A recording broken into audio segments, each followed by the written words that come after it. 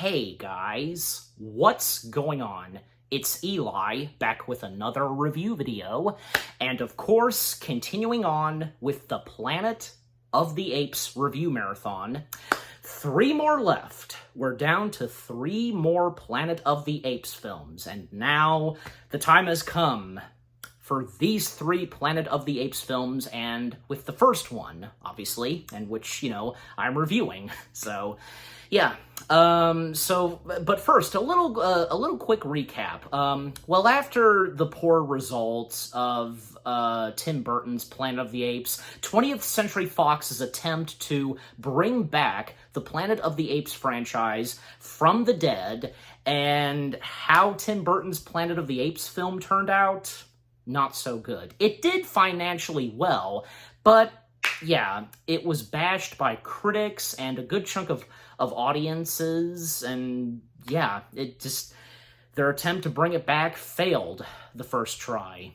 And even when they were planning to make a sequel, following what happened at the end of Tim Burton's Ape film, it never happened due to how the first one was treated and how it was received, and also due to creative differences with Tim Burton, because, he, and like I said, when I reviewed his Ape film, he stated that he would rather jump out of a window than direct a sequel.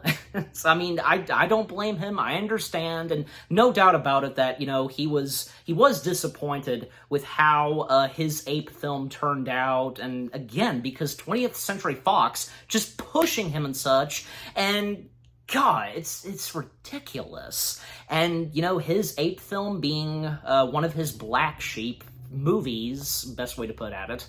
So, for 20th Century Fox, well, because, they didn't do anything else for quite a while, and, well, the franchise itself was put to rest once again, and it wouldn't be until 2006 when they would start developing plans for a new Planet of the Apes film and to bring the franchise back from the dead once again. And it would take 5 years to get this to the big screen, and in 2011, and which, 10 years after the last Ape film that, tried to bring the franchise back, but it failed, audiences would be surprised to see that 20th Century Fox, once again attempting to bring the franchise back from the dead, they succeeded this time with Rise. Rise of the Planet of the Apes. Yes. Rise of the Planet of the Apes. For me, because I finally got to watch Rise of the Planet of the Apes. I know. It did not disappoint for me. I really enjoyed Rise of the Planet of the Apes and what this story had to offer, and it's technically a remake/reboot of Escape/Conquest, and it's told in a different way, and I'm sure you guys probably know about this. So, I mean, it's really a reboot and such, remake/reboot, but anyway, so, yeah, and clearly, because when, Fox was planning to bring the franchise back from the dead once again, and when the news broke about this, and, around, the late 2000s and early 2010s, around 2010, they were well underway with a new Planet of the Apes film, and audiences, I have no doubt about it, the audiences, and especially that goes for the Planet of the Apes fans, they at first doubted it. Clearly, they did. And, yeah, I mean, who could blame them because of what happened with Burton's Ape film? But, boy, were they surprised for what they had in store, what they saw on the big screen. Yeah, and it's good to see that 20th Century Fox succeeded, bringing the franchise back from the dead once again, starting with Rise, a fresh new take on Planet of the Apes, new stories to be told, yeah. And not to mention, I remember, I know a little of this. Apparently, there was a script which was called Caesar, and apparently it was said to be really good, and for years, Fox was trying to develop the script. They really liked it, and I don't know, because I'll have to do more research on that, because, like I said, I don't really know that much on it. I were to assume that probably Rise of the Planet of the Apes borrowed some elements and stuff from what was in the Caesar script, or if the Caesar script would get turned and changed to this. I think it's obvious. Well, and the fact that Caesar is the main focus, one of the main focuses of this movie. So, yeah. And, well, Caesar in general in the franchise, not just these Planet of the Apes films, but the old ones, you know, the late Roddy McDowall playing Caesar. Yeah, just, you know, Caesar being a huge part of the franchise. But, yeah, so, again, I really enjoyed Rise of the Planet of the Apes. It did not disappoint for me, and of course, you know, it didn't disappoint to all the Planet of the Apes fans, and, you know, this was the beginning of a new, you know, story to tell of these apes. Okay, but enough said. As always, read the description / the story. Will Rodman, a scientist in San Francisco, is experimenting with a drug that he hopes will cure his father's Alzheimer's disease. After his work is deemed a failure, Will becomes the guardian of Caesar, an infant chimp who was exposed in I might be saying that wrong, but I'm sure you know what I'm saying. To Will's drug, Caesar displays unusual intelligence, and Will decides to continue his experiments secretly.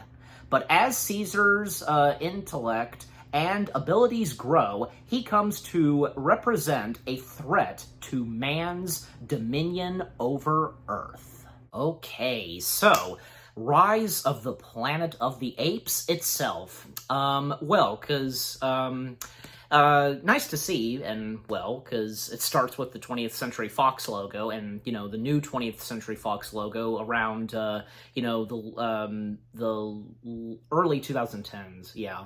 Because that's when the shiny-looking 20th Century Fox logo debuted, so, and you know, the opening to it, because we see these primates, these chimpanzees and such, you know, living in this jungle and such, and then out of nowhere, they're being chased and hunted down, and yeah, basically, these chimps, they are being brought into this, lab and such, this building, yeah, laboratories, the Gen Size, if I'm saying that right, in San Francisco.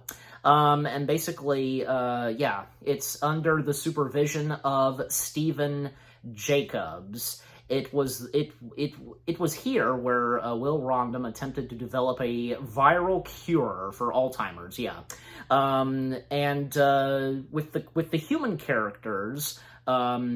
Stephen Jacobs, as I just mentioned, Stephen Jacobs, yeah, being played by David Oilio. I don't even know if I'm even saying his last name right, but, you know, bear with me. And we have another one of the main human characters, one of the main focuses of the film, Will Rodman, being played by James Franco. And James Franco, he was really good in this. He did a pretty good job with being in a Planet of the Apes film and with his character and such, yeah. So, again, Will Rodman trying to develop a cure for Alzheimer's, and one of the chimps, and, you know, obviously this has to do with them being for testing and such, and with, you know, trying to develop the cure. One of them is very intelligent, and I guess, like, doing this puzzle and such, you know, like a stack or something, like a tower, basically. And they call this chimp, which being a girl chimp, Bright Eyes. And Bright Eyes was played by Terry Notary. It's funny, a guy playing a female chimp. And, well, Bright Eyes, the female chimp being called Bright Eyes, that is and if you know this, it's a nod to, in the original Planet of the Apes films, where, Dr. Zira, nicknamed astronaut Taylor Bright Eyes. Yeah. Because of his green eyes, I want to say. Yeah. And by the way, there's plenty of other mentions and nods and references and, quotes and lines from the original that are in this, when I'll get to them some more.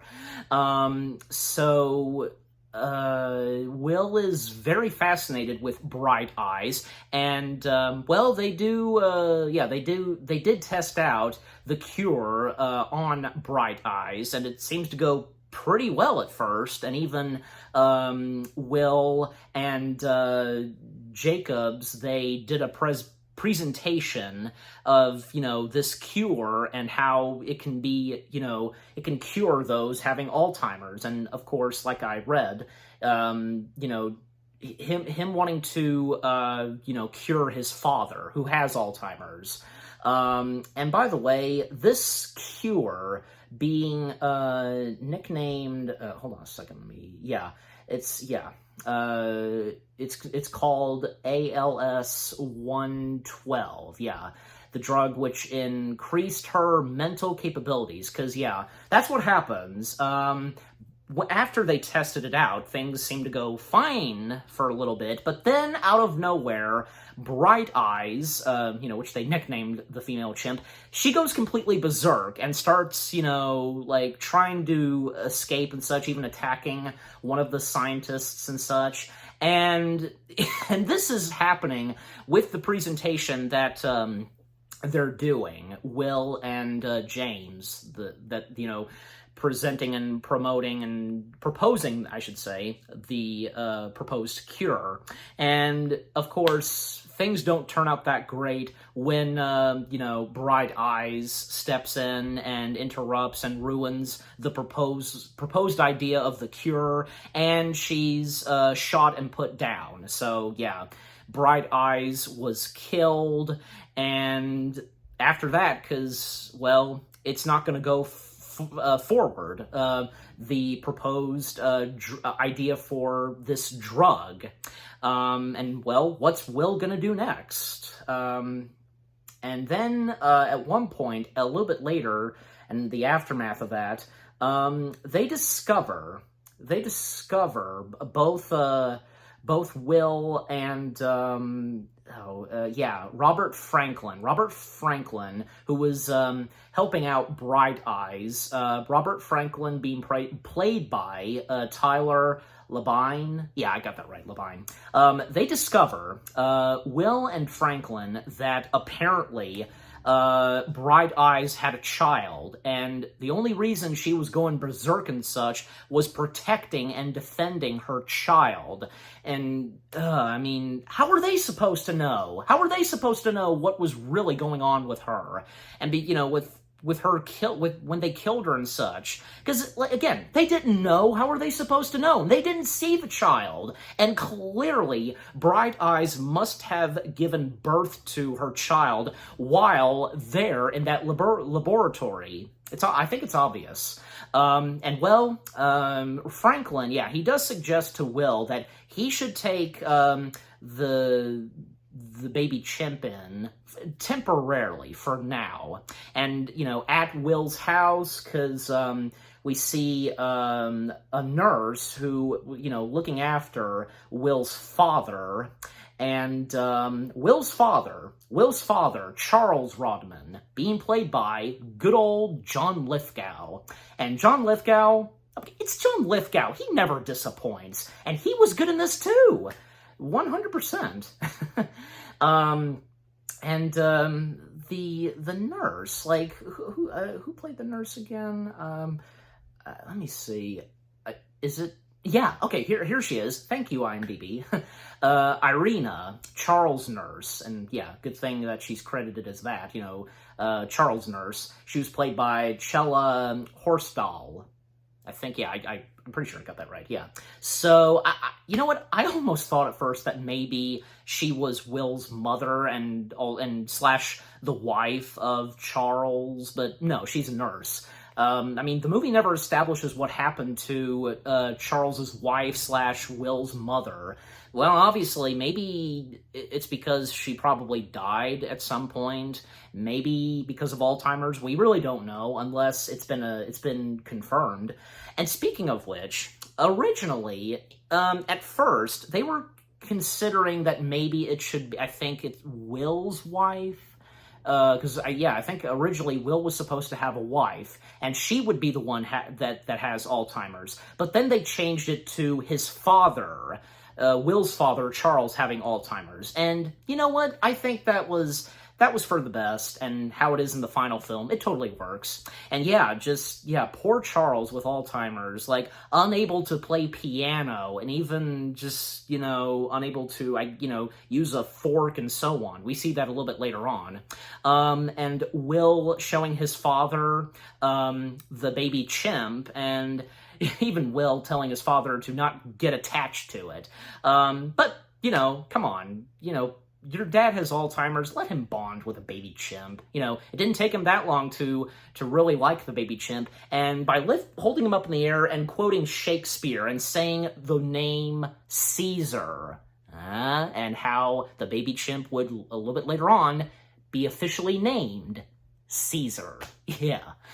And it doesn't take too long for, now, the baby chimp now named Caesar to be a part of the family, and to speed things up because, well, 3 years later, Caesar is now a bit grown up, and even they updated the inside of the house, and to go with Caesar, Caesar now has a room in the attic, and there is one moment where Caesar hears children playing, and he's fascinated by it, and he did at one point go outside, and he didn't do anything wrong, but he, kind of caused a stir and basically got the kid's father pissed, basically scaring Caesar. And, the next door neighbor being Hunsaker, I hope I'm pronouncing that right, being played by David Hewlett. I recognize David Hewlett because he was in Guillermo del Toro's The Shape of Water, and if any of you have seen The Shape of Water and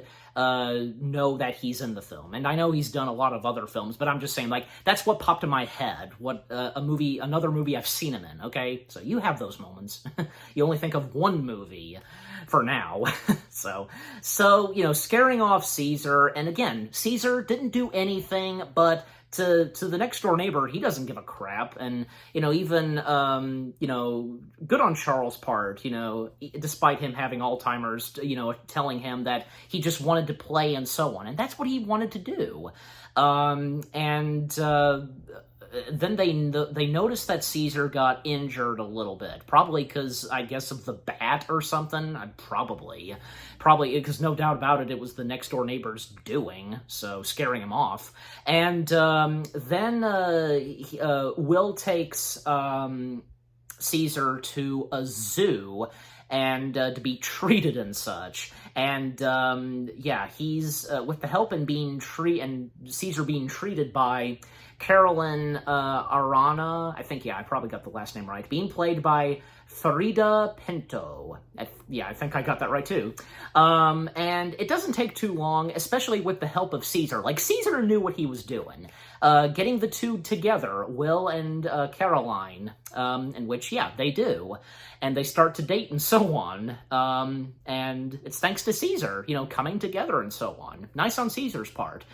And to speed things up some more, because, at one point, because Will's still trying to, he's not giving up still on the whole drug thing. Even when, at work, he did steal a couple of samples, and, he didn't care, breaking rules. He had to do what he had to do, but, take a sample of them and use it on his father, and which The next day, because when Will woke up, he can hear the piano being played. His dad and Caesar were not in his sight, and him hearing the piano, it's being played so well. It's his father, Charles. He now is playing the piano really good. The cure worked. Although it did at first, but not fully, not what Will was expecting, and with that happening a little bit later on, because fast forward 5 years later, and by this point, I think, taking place in 2016, well, Caesar, now fully grown up, and with the wardrobe he's wearing, like a sweater and pants and such, and Will and Caroline still together, and one place in San Francisco that they had gone to from time to time is the Redwoods. Which, obviously that's a real place, and if you've been to the Redwoods, any of you that have gone to San Francisco and there, and to any Planet of the Apes fans visiting those locations of these Planet of the Apes films where they were shot in San Francisco, I have no doubt about it. At one point, because when they leave, because I've seen this clip before, where they pass by this family, I think, husband and wife and their son with a dog, and the dog starting to bark at Caesar kind of looking and being fascinated with the dog, and then at one point, he scares the dog, and the dog whimpering, of course.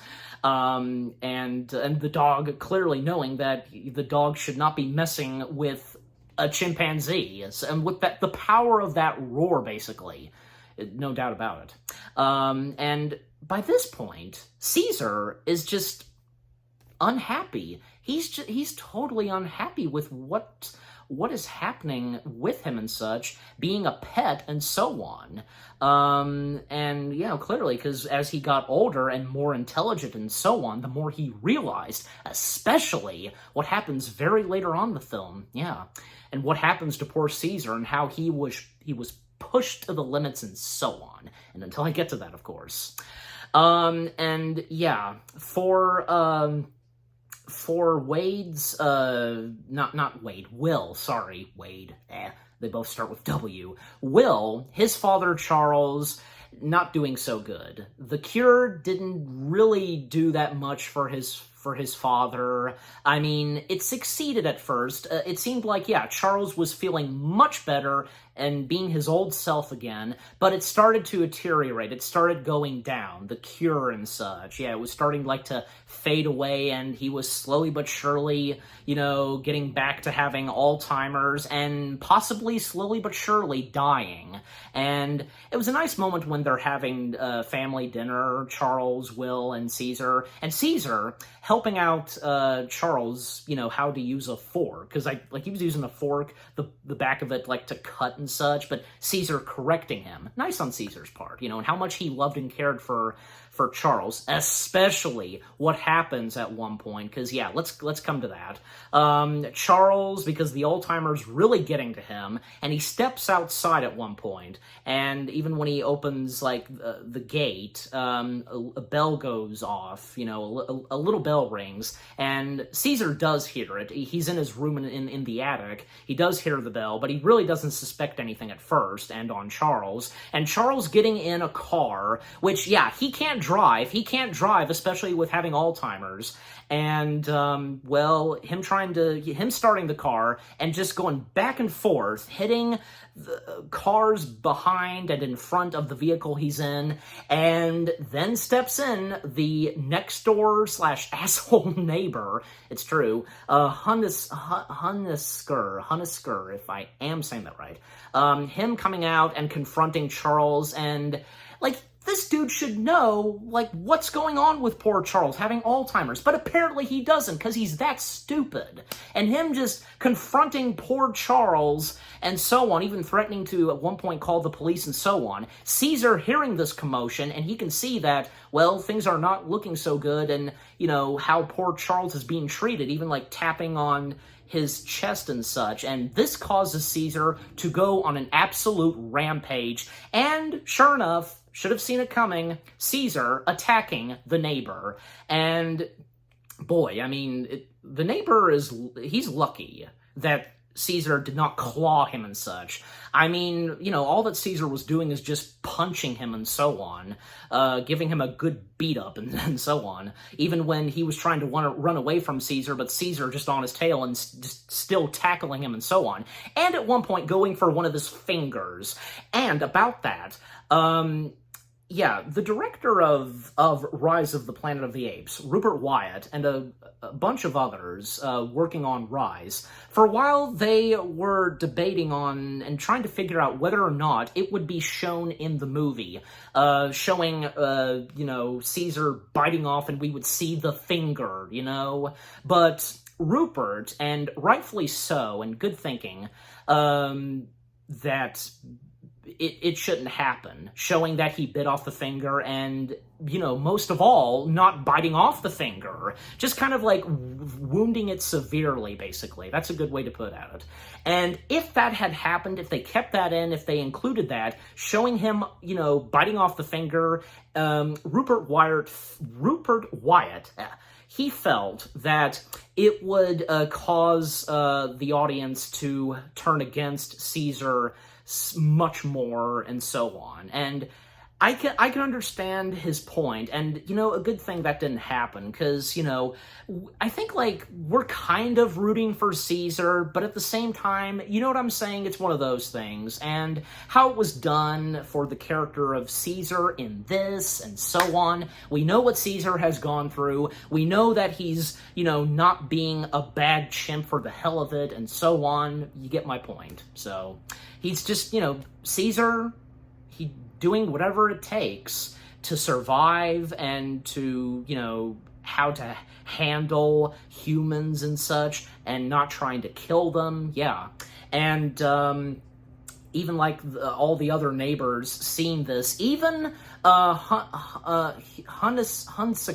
his kids, witnessing this too. He had two kids, Todd and Alice, and Alice, a little bit older, because, 5 years later, as a teen. Todd was played by Joey Roch, young Alice being played by Madison Bell, and Alice, did I say Allison? I meant Alice. Teenage Alice being played by McKenna Joy. The name sounds familiar, McKenna Joy. It's like I've heard that kind of name before. Yeah, maybe a different actress, I don't know. And Caesar realizing what he's doing, and he immediately stops, and going up to Charles, hugging him, and Charles knows that he didn't mean to do it intentionally. And, Caesar was clearly protecting Charles. But to the other humans, the neighbors, they're just terrified and they back away from Caesar, even when he has an innocent look and he, the look that he feels bad for what he's done. And, of course, animal control coming in, and he's taken to this gorilla inhabitant, if I'm saying that right, yeah, primate inhabitant, etc. And, obviously, Will and Caroline hearing about this and trying to prevent Caesar from going in there. And we see the main guy who runs the inhabitant in San Francisco, John Landon, being played by the one and only Brian Cox. And we then see his asshole son, basically, Dodge Landon, being played by Tom Felton, a.k.a. Draco Malfoy. Yeah, Draco Malfoy being in Planet of the Apes. How awesome is that?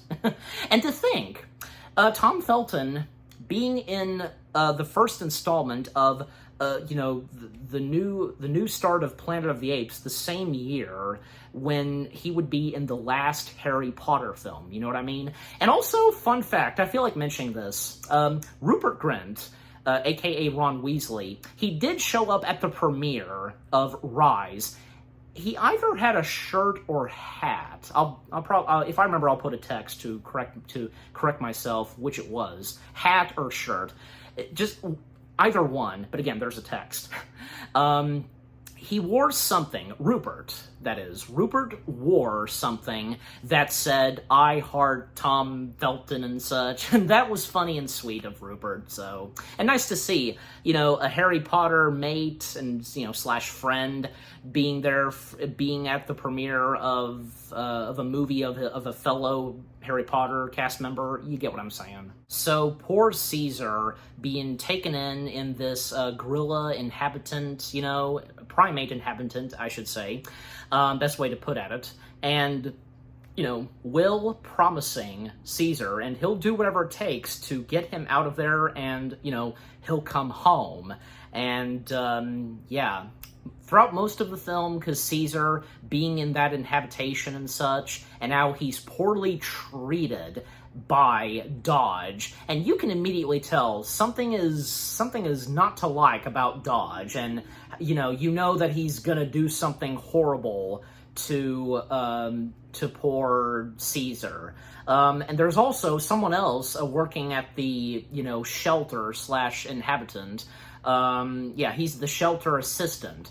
Rodney, being played by Jamie Harris. Not much on him, and he really doesn't do anything. It's mostly Dodge that's being the abuser of these apes, and especially to Caesar. And all the other primates that are in this shelter slash inhabitant, we have Maurice, being played by Karen Conoval, if I'm saying her last name right, which, by the way, she did have a human part in this. It was, and I kind of didn't realize that this lady up the front desk, whom Will was confronting, and this had to do with the cure, obviously. She would be she was the court clerk. Sorry, the court clerk. She would play the orangutan, Maurice. And I think, with Maurice, clearly Maurice was probably, a male orangutan. So, yeah. And there's also Rocket. And Rocket basically at first being, the alpha male of the group of primates at that shelter, the leader basically, and one or two times where he confronts Caesar and just beating him down and such, until Caesar stands up and he confronts Rocket. And Rocket being played by Terry Nonteri, who, also played Bright Eyes. So yeah, he also plays Rocket. And there's also the gorilla Buck being played by Richard Ridings. Yeah. And I know that there's another gorilla that shows up a little bit later in the next two Planet of the Apes films named Luca. Yeah, because I kind of did at one point mistaken Buck for Luca, because, well, they're both gorillas and how they look exactly alike. Not to mention, they almost kind of, especially that goes for Luca, almost looking like King Kong from the 2005 film, which, coincidentally, Andy Serkis, he was the motion capture performance of King Kong. So from one primate to another that he would play. So, I'll also go ahead and mention this and, still speed things up.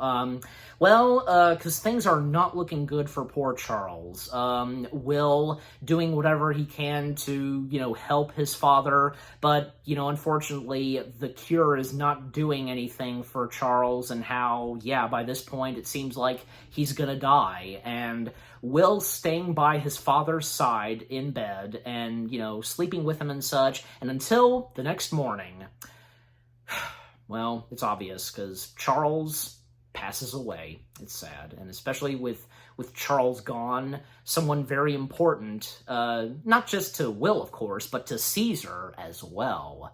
And, Will even at one point saying to Carolyn that, he didn't want to lose either one, both, Caesar and his father.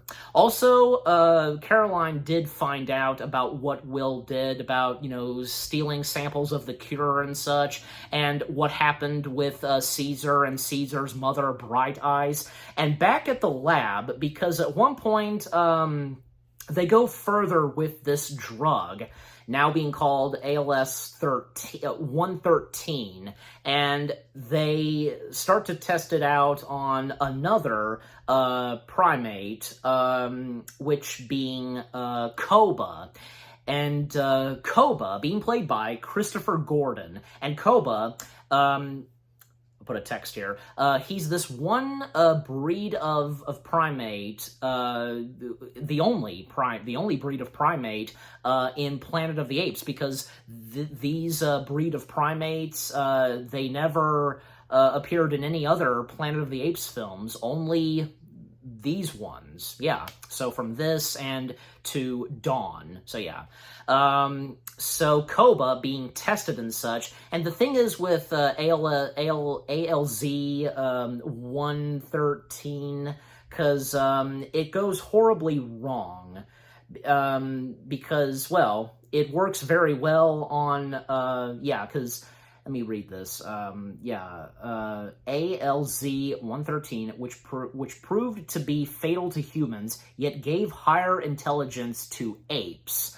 So yeah, basically with this, it could, it could affect and, possibly, no doubt about it, pretty much kill humans. And when at one point they were, they put tubes and such to Koba, well, they kind of got popped out and such, unplugged accidentally, and the gas of ALZ 113 being spreaded, and Robert Franklin, he didn't have his mask on, and he accidentally breathed it.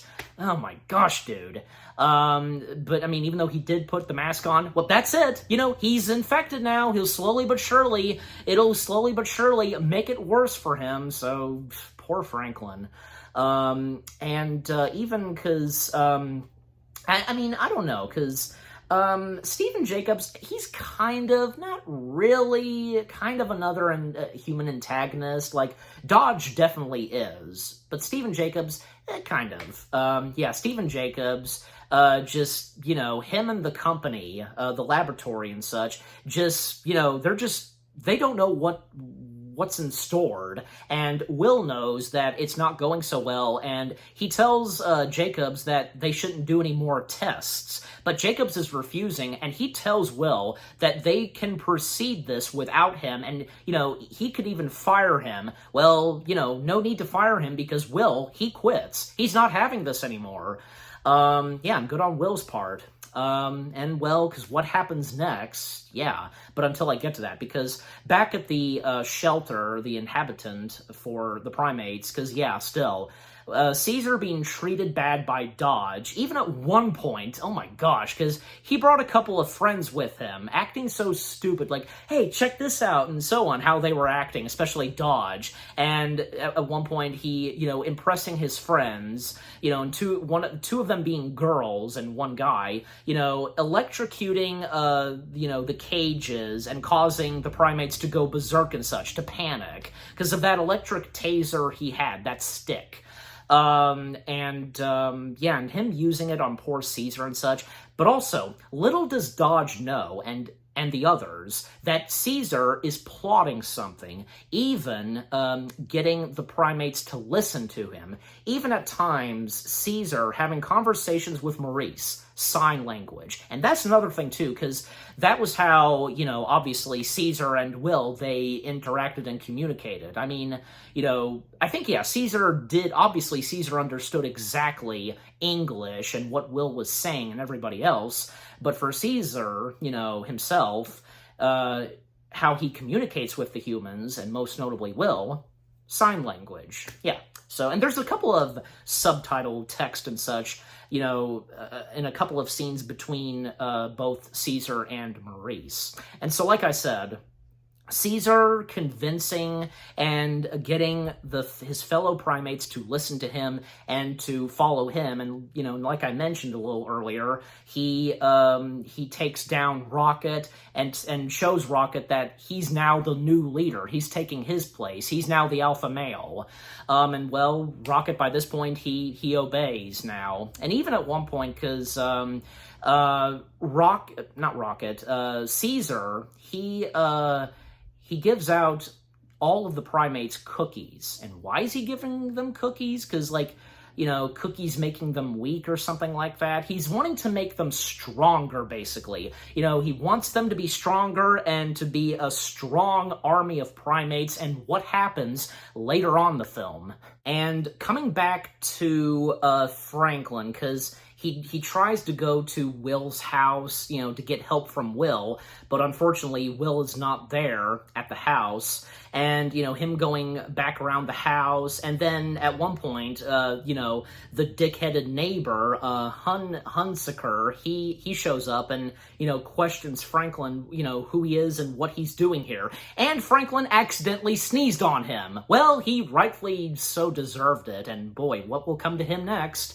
And I think, yeah, because Hunsaker, he is a airplane pilot, I want to say, because we do see him at the end of the film, and until I get to that. So, so Franklin leaves, and, well, Franklin is running out of time. And at one point, we see in his apartment building, and I guess a landlord, you know, knocking at Franklin's door. Yeah, her name was Dottie, although she's not credited also being, I guess, the landlord. I don't know. Maybe a neighbor in the apartment building, I want to say, knocking on Franklin's door, and Dottie being played by B.J. Harrison, knocking on his door, and she discovers that inside his apartment, he's dead and dripping with blood out of his ears and nose, because, yeah, AZL, you know, 113, it got to him, it really did, and now he's dead. He's dead. Poor Franklin. And coming back to Caesar, because, well, at one point, well, because, again, he's, with what he's plotting, he's also figuring out, and gee, because how smart he is, how great they made Caesar smart in this, figuring out ways how to get out, going through the cages and such, and, you know, getting outside, out of the shelter, and, well, at one point, he travels to Will's house, and we see Will and Carolyn sleeping together, and you know, Caesar watching over them, as if that's not creepy. And imagine if they'd wake up to see him. Well, I don't know. I mean, who knows if they did wake up. He goes to the refrigerator, and he steals a couple of samples of the cure and such, obviously, because, you know, 113 and so on. And, well, because throwing them while his fellow primates are sleeping, while they're asleep, you know, the gas is unleashed, and basically that will make them stronger and more smart and so on. And I didn't notice this, and this is a nice detail. They now, all of them now have green eyes, because clearly with that drug and being tested on, you know, on Caesar's mother, and, well, because obviously, you know, it was tested on her before she gave birth to Caesar. This being passed on to him, and him too having green eyes, and now all of his primates now having green eyes as well. Wow. And by the way, coming back to Will and Carolyn, they do at one point, because I think, yeah, twice they visited Caesar, and, you know, Will still promising Caesar that he would get him out. By, I think, the third time, the second time, the last time that they would come to the shelter, you know, by this point, you know, Will, he successfully convinced John Landon, Brian Cox, to let go of Caesar. And, well, Caesar is now freed and, you know, opening the cage, and, you know, he can go back home with Will and Carolyn. But, you know, you can see the look on Caesar's face, and, well, he closes the gate back in his cage. He's not going back. He is not going back this time, because after all that time, he was there, and what was going on with poor Caesar, and, well, he wanted to stay with his fellow primates, and, you know, little did the humans know what Caesar was doing. And yeah. And now let's come to where, like, the moment happens, because, you know, Dodge getting all of the primates back in their cages, but Caesar, he's not going anywhere. Also, there was one moment where Caesar gave John Landon a look, like, John Landon noticed that Caesar was interacting with all the primates, and then Caesar looking at John. So, yeah, John really didn't suspect anything, just found it strange.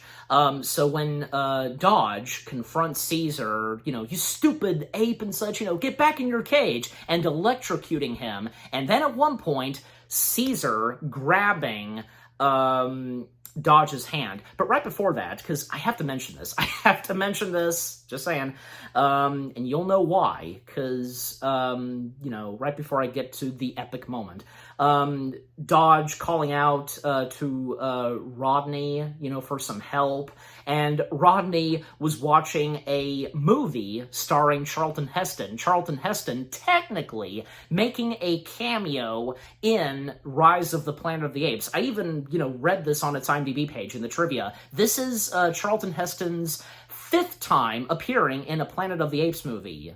Yeah, I mean, even though, it's archival footage of Charlton Heston, it's Charlton Heston in a different movie, still, it technically still counts. And the name of the movie that Charlton Heston is in, the movie that Rodney is watching, starring Charlton Heston, I'll put a text, because I can't remember the name of the movie right now, but while I'm editing, because, yeah, a text. The name of the movie that Charlton Heston is in, that Rodney is watching, and right before Dodge calls out Rodney to, for some assistance, and to basically shoot a tranquilizer to knock out Caesar. So, yeah, he's in position, Rodney, and Dodge confronting Caesar, electrocuting him, and yeah, at one point, grabbing him by the hand. And, well, another famous quote that is said by Dodge, and from the original, "Take your stinking paw off me, you damn dirty ape!" And then, the big moment, when Caesar, just after what Dodge said, Caesar just, "No!" That moment, right there, just holy cow, and how it mirrors that moment from the original, when Taylor spoke. You see? That's brilliant. Brilliant. Well done, Rise of the Planet of the Apes. You did a great job on that part. Mirroring, what was in the original. Just that moment when, Taylor first spoke to the apes, and in this, it's the other way around. Caesar being the first ape/chimp to speak. And it does get very quiet, like, just for a couple of seconds, it's completely quiet. The shocked looks of Dodge, Rodney, and Buck. And then, knocking out Dodge, and, then he starts, repeatedly saying, "No! No!" And the primates, they're just like, "Ah, ah, ah, ah," like chanting, I want to say, Caesar, and well, this is where it begins. Caesar freeing his fellow primates, and, well, because even when Rodney, he stupidly tried to confront them, but then he quickly realized that was stupid, and he was trying to get out of the room, but unfortunately the door was locked, and well, the primates, they get him and they start beating him, start beating him to death. But Caesar telling them not to kill Rodney, and instead, putting him in a cage, because again, Caesar, he doesn't want to kill the humans. He wants to spare them and such. Sure, I mean, beating them up and just getting them out of the way, yeah, but not to kill. Caesar not wanting to kill the humans. That is until Dodge, once again, popping up and, yet again trying to confront Caesar and all the other primates, and with that, long-sticked taser he was carrying, and how stupid Dodge is. It's like, what else can he do? He's outnumbered by them. There's numerous primates and only one of him now. And, well, because, nothing much for Rodney, because him being put in a cage. Caesar grabbing the water hose that was used a couple of times, and the exact same type of water hose being used in the original. Not to mention another quote/line from the original that's in this. "It's a madhouse, a madhouse." Dodge saying that. So, yeah. And again, same fire hydrant, hose, yeah, I mean, those kind of hoses being used for fire trucks and such and firemen. Using it on Dodge, but because he has an electric taser, oh boy, you know what's coming. When he activates it, and when Caesar turns on the water hose, well, and when the water hits him, and with that taser being turned on, he's electrocuted to death. God, Dodge should have known what he was doing, but of course he didn't, because how stupid he was. And, well, that's the end of Dodge. He's been electrocuted, and he's dead, so, yeah. So much for Dodge. Like, we're not upset on that death.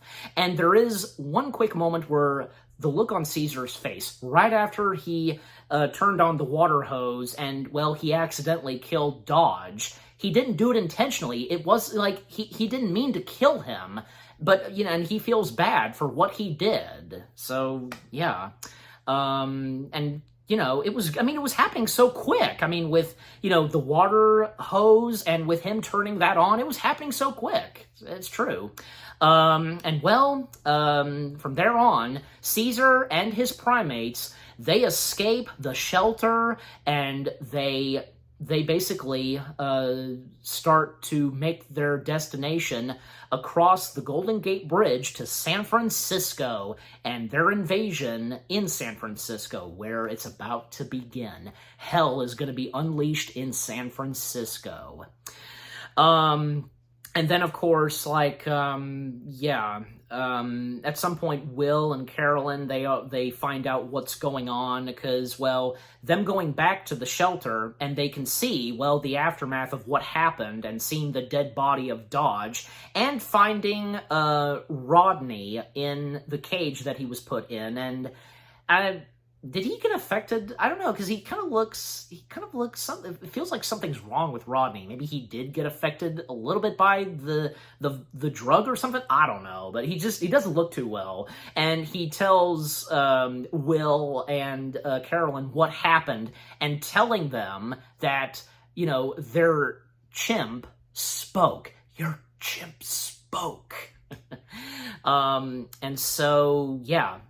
What happens in San Francisco, because, everybody, a couple of people seeing something up in the trees, because, green leaves are falling from the trees, and obviously that's the primates doing, and, and just to go ahead and get to it, chaos unleashed in San Francisco. Even the police and one guy working for animal control trying to bring in an ape, and, well, he's no match for the other apes, because they attack him and just throwing a bunch of weapons and such at the people of San Francisco.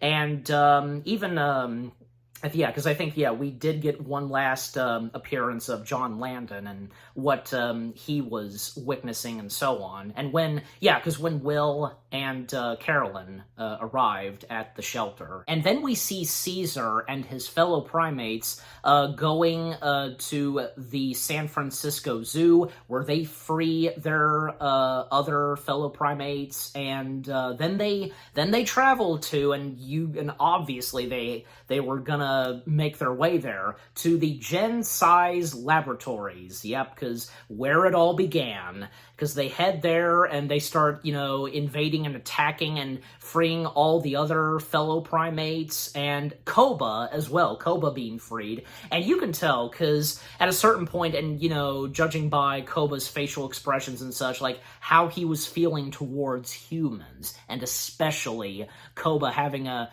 big part in the next Planet of the Apes installment, Dawn.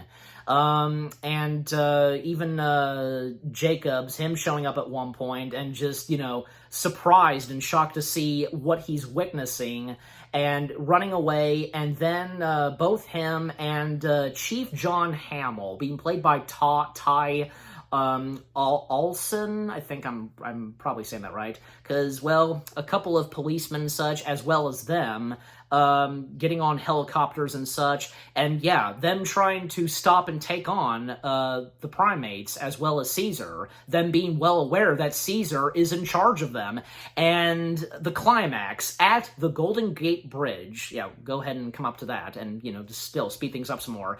The climax on the Golden Gate Bridge, really good, because basically, and,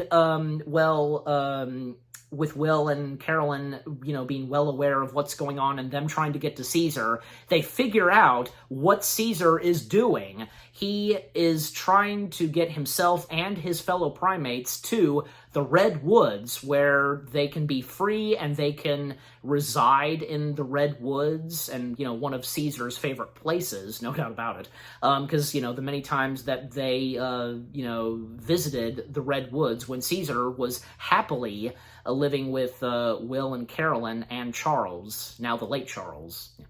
Well, they're going to do whatever it takes to get to Caesar, especially Will, because, well, at one point, because they can't get past the police, and Carolyn distracts them while Will proceeds on trying to get to Caesar.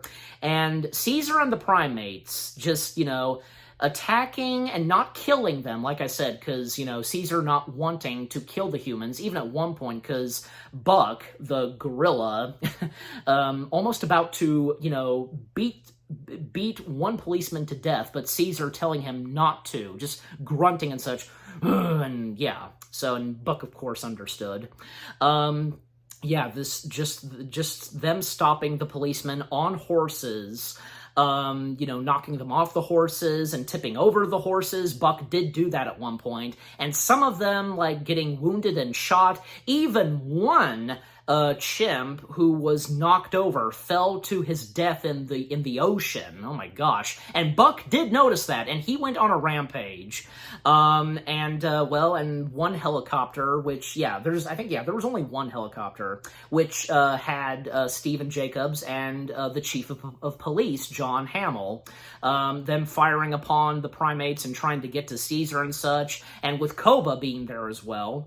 And to speed things up still, because, I think, at one point, because Caesar using chains and such to damage and to cause the helicopter to crash, which, yeah, the helicopter does crash, and, because, you know, I think, yeah, because Chief John Hamill was taken care of, and then all that's left in the helicopter is Stephen Jacobs, and the helicopter is almost about to tip over and go into the ocean, and Stephen Jacobs, he notices Caesar and asking Caesar for help, you know, by taking his hand and so on, but Caesar, he decides not to help him. He just walks away. But then Koba stepping in, and what Koba does, and, well, Stephen Jacobs, he recognizes Koba, and what Koba does, he causes the helicopter to really tip over, just, like, nudging it and such with his foot, and, well, it does go down, and Stephen Jacobs, well,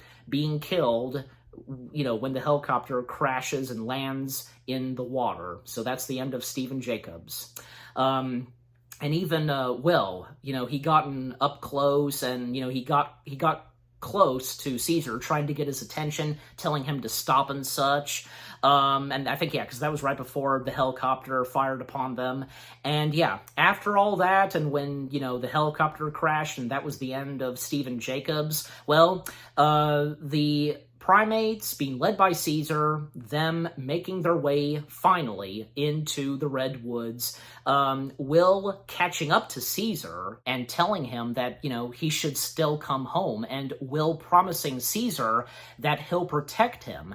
But Caesar, you know, grabbing Will and kind of hugging him and whispering in his ear, "Caesar is home." And Will kind of a little bit shocked and surprised to hear Caesar speak. And Will can see, and, you know, looking at all the other primates, that, yeah, Caesar is home, and Will knows that, yeah, he's got to let Caesar go. And I don't know, because the ending to it, maybe I feel like it's kind of a happy ending, I want to say, because where the apes are at now, and now they're freed, and now them roaming into the woods, and, you know, in the redwoods, that is, and, you know, one of the last shots being Caesar and, you know, a bunch of other primates from, say, Maurice and Rocket climbing up top the trees, and we get a really cool view of San Francisco, and part of San Francisco, well, being damaged and such because of what the heck happened. So, yeah. And that's how the movie ends. However, we do get a mid-credit scene, and we see Hunsaker. Yeah, Hunsaker. And like I said, he's a part of, you know, working, you know, in the airlines and such, and he's, you know, making his way to the San Francisco airport. And there's one moment, and right before he's about to get on his plane, we see a drop of blood, and the camera panning up to him, and, well, his blood coming from his nose. It's coming to him, the drug and such, AZL-113, it's slowly but surely hitting him, and then, like, the camera panning to the screen with the destinations of where the airplanes are going, and then, yeah, the credits roll, and yeah, that's how the movie ends right there, and, you know, with, you know, the mid-credit scene. Man, what a heck of a way to end it right there, and yeah, what would be in store for the next Planet of the Apes film, which of course being Dawn. Rise of the Planet of the Apes. Wow, what a great Planet of the Apes film this turned out to be, since the original, best said by James Rolfe, aka the Angry Video Game Nerd, when he did his review on the Planet of the Apes films, and with this.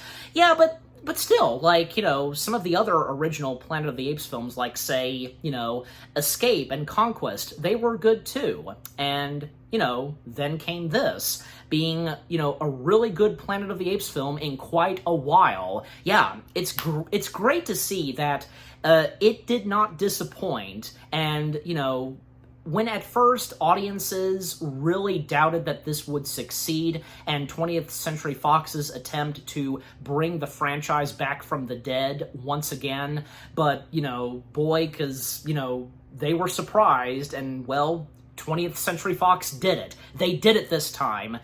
The story to Rise of the Planet of the Apes was really good. The characters, Caesar in this and all the other primates, the funny and emotional moments. The motion capture in this, fantastic. Yeah, because the motion capture did not disappoint. And the music and score by the one and only Patrick Doyle, yeah, really good too.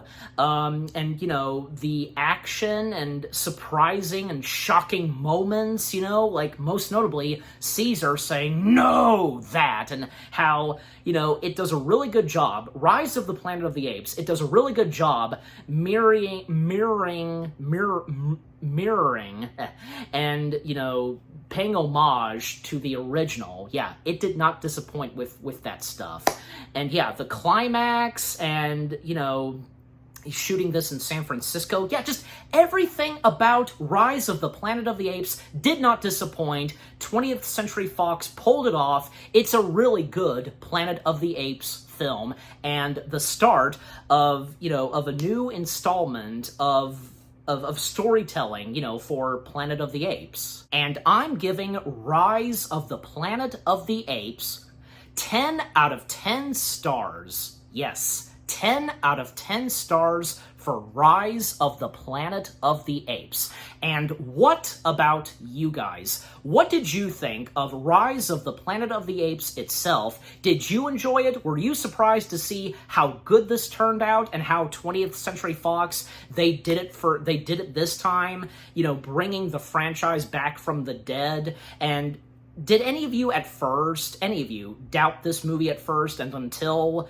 you guys saw it, you know, and did you enjoy the storytelling, the characters, and with Caesar in this being played by the one and only Andy Serkis? Yeah, good old Andy Serkis. He never disappoints, and, you know, him being, as I call him, and I'm sure a lot of other people call him this as well, the god of motion capture. Yeah, just he didn't disappoint as Caesar. Everybody in this movie. The music, the action, the climax, the shocking moments, and the homages to the original, everything about it, and what I've had to say.